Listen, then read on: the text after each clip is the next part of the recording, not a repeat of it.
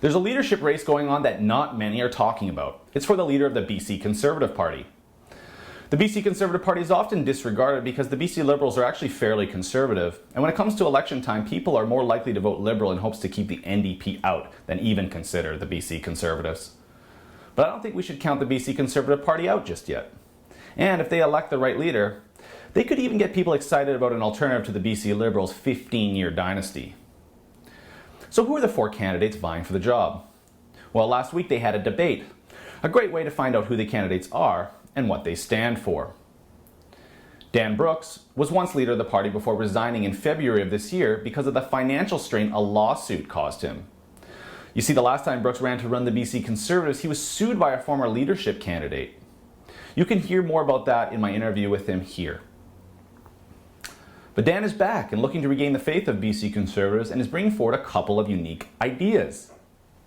I've come out and said I've got a great new idea that I believe will be a key in the next election, that I believe as Conservatives that we can run with, we can support, and that is to create a Crown corporation called the BC Energy Pipeline Corporation, and that we as BC Conservatives will essentially build a pipeline across this province.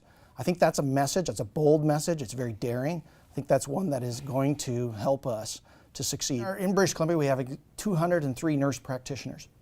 I think that we could utilize nurse practitioners to a far greater extent. They can do a lot of the work that general practitioners do, and they can certainly allow them to focus on more serious cases. So what are we going to do as BC Conservatives? I think a policy that would absolutely address some of the healthcare issues we have in this province would be to double the number of nurse practitioners in this province. I'm not sure about his proposal of a Crown corporation that will build us a pipeline. I, like many, would rather see private enterprise succeed in building one, if not both, of the current proposed pipelines to the coast. But Dan's argument is that the current system has seen delays and problems with the review process, so he wants to take matters into his own hands. He's also right on point with his idea to hire more nurse practitioners. As our population ages, we need more care and for longer periods at the end of our lives. More nurses will help with that for sure. Jay Cross is a researcher and statistical analyst.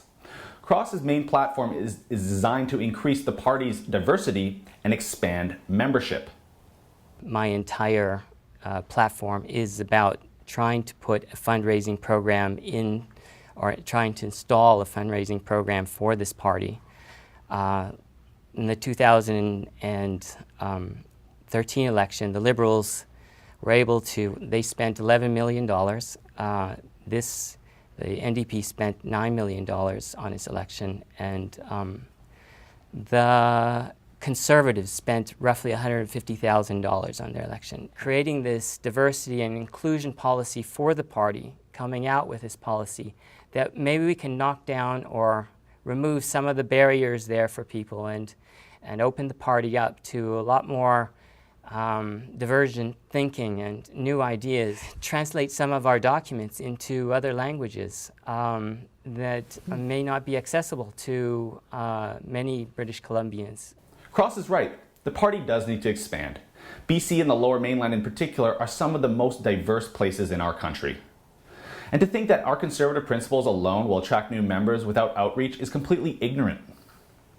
But Cross comes off as a bit of a one-issue candidate. But who knows? In a small party that's just trying to get its feet off the ground, like the BC Conservatives are, fundraising and expanding the membership is absolutely crucial. And this should be a part of the party's policy. Conrad Pema is a financial advisor from Kelowna. You can take a look at my interviews with him here and here. One of Conrad's biggest issues is healthcare. This province is not being well managed. We don't have enough healthcare professionals in the higher administrative areas who know where costs can be cut, who know where efficiencies can be gained. What I see in social services is a real fall down, particularly in the area of mental health. I believe a lot of people who are homeless or living on the street or tent cities aren't there by choice. I think that they're there by chance, and a large part of that has to do with mental health issues. My interest in this is on the legal side, actually. We have something called a medical representation agreement in this province that somebody of sound mind can sign to give legal authority to another to help them with their medical situation. Unfortunately, people who are not mentally well don't tend to sign that document. In our healthcare system, family members are so critical to be a part of mental health care. If we could develop a system where family members could be able to come forward and act as stewards and work with doctors, work with the individual who's not well, there is so much heartache that could be avoided in this province, because the biggest impediment to getting help from family members for mentally ill people is our legal system that prevents the doctors and medical system from working with the family members unless they have legal authority. One of the largest costs on our provincial government is healthcare. It's good to see someone taking seriously mental health and coming up with ideas that go beyond throwing money at the problem. This may shock you, but we spend about $1.25 million every day on the downtown east side. It's become an industry for these poverty pimps, and I can only hope that someone has the leadership one day to end this cycle and come up with real solutions to help our most vulnerable citizens. Finally, we have Chloe Ellis. You can watch my interview with her here. Ellis ran in the riding of New Westminster-Burnaby in the last federal election. She finished third behind the NDP and Liberal Party in an election that was very tough on Conservatives here in the Lower Mainland. Chloe believes her understanding of the issues facing British Columbians today and her connections to the federal party could help her as leader. The Liberals have increased taxes, MSP premiums have gone up, and what do we have to show for it as British Columbians? So I want to revitalize this party. I want to inspire new people who are not currently part of the party to get involved, to join, to recruit and vote so that we can elect Conservative members to the legislature in this coming election. Our federal friends have been looking at the BC Conservatives to see what we are doing, and they have not been impressed. A lot of them lend their support to the provincial Liberals at this time. So now, with myself running, they are taking a second look, and members of Parliament have come up to me at the last picnic that we had for the federal Conservatives, and they've said, what you're doing is very interesting. We want to see what the BC Conservatives can offer British Columbians, and I tell them that our policies, very similar in some to the federal Conservatives, of repealing the carbon tax, rolling MSP premiums into the payroll deductions, and reducing red tape in government really is in line in our strong Conservative values. So they're taking a second look, and I hope I can earn their vote. If Ellis is able to garner the attention from the federal party and even gain some resources from them, it could help her leadership and the party. But a lot of federal Conservatives fully support the BC Liberals. Scott Lamb, who is a great guy and National Council member for the federal party, is a big-time BC Liberal backer. Stockwell Day, former leader of the Canadian Alliance, has also been working with the BC Liberals for quite some time now. It's a tough coalition to break up when the fear of electing the NDP reigns over it all. The debate was a great way to get to know some of these candidates and their issues better. But there was one part that bothered me. Towards the end of the debate, we saw some of the bitter infighting that has defined the party over the past number of years. Take a look. Where does your support end, and where do you go after the leadership? If you lose on September 17th, are you going to continue to support the BC Conservative Party?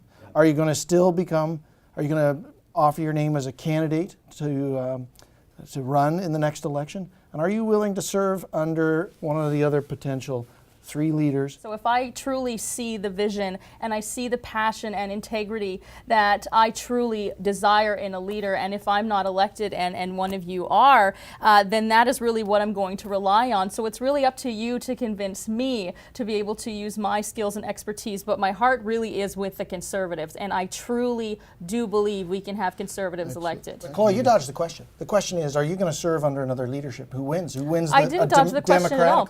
No, I didn't dodge the question at all. I answered it. And yeah, I think she did, Dan. No, I want to know. Are you going to be a candidate if I win the leadership? Dan, So of the I party? answered, no, it's okay, I'll respond. I answered the question. Whether it was up to your standards is none of my concern. It is up to you to convince me as a member of this party for you to be the best leadership candidate. And if you can't meet my threshold, then that's not really my problem. It is up to the membership to But if I decide. meet the membership's threshold and become the leader of this party, don't you accept their judgment in that? It truly depends on what my view is of what your vision is. So you have to earn the right to my vote. I'm not going to willy-nilly vote Conservative just because you say so or just because someone else says so. Knowing your strong ties with the provincial Conservatives, as well as being first-hand witnesses of all of the infighting and lawsuits and things that have been going on. And I noticed one of my colleagues shaking his head already, and perhaps this issue has been brought up too much. But knowing that this is our reputation right now for all all of British Columbians.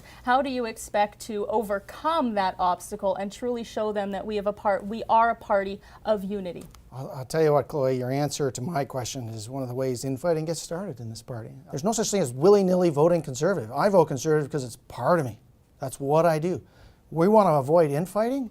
We need membership that is devoted to the values and principles of the Conservative Party, who can see beyond any sort of petty infighting and look to what the ultimate objective is working together to elect Conservatives who share our values getting to the legislature. This is the kind of infighting that delegitimized the party for the past decade. I found Chloe's snark to be a bit unnecessary and not a quality that will unite Conservatives. I hope that all four can recognize there is talent and skills that each one of the other three could bring to the party under anyone's leadership. For the Rebel.media, I'm Christopher Wilson. Thanks for watching. Click here to never miss a Rebel update. Want even more of the Rebel? Well, click here to become a premium member.